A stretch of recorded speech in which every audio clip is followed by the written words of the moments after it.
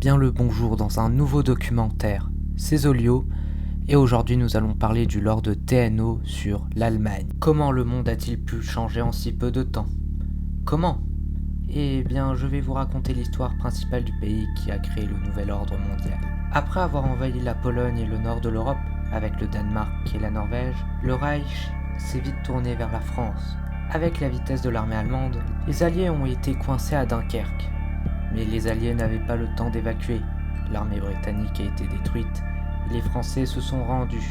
Après la chute de la France, les Allemands se sont tournés vers Gibraltar et les Italiens ont réussi à prendre le canal de Suez, ce qui a fait que la flotte britannique a été piégée dans la mer Méditerranée. Le Troisième Reich s'est vite attaqué à l'Union des républiques socialistes soviétiques, lançant l'opération Barbarossa. L'armée rouge n'était pas prête à une telle invasion, alors le pays fut facilement vaincu. Le Reich aura pris les territoires jusqu'à l'Oural.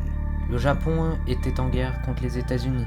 Avec l'aide de l'Allemagne, qui a réussi à développer une toute nouvelle arme, en 1944, un avion allemand fut envoyé à Pearl Harbor pour mener une frappe nucléaire sur les îles. Les Américains signent bientôt l'armistice. Après la guerre, l'Allemagne avait plusieurs projets pour l'Europe, très ambitieux, comme Atlantropa, mais cela aura eu raison des économies méditerranéennes, qui abandonnèrent l'Allemagne et formèrent le triumvirat. En 1950, l'économie du Reich s'est effondrée de façon spectaculaire.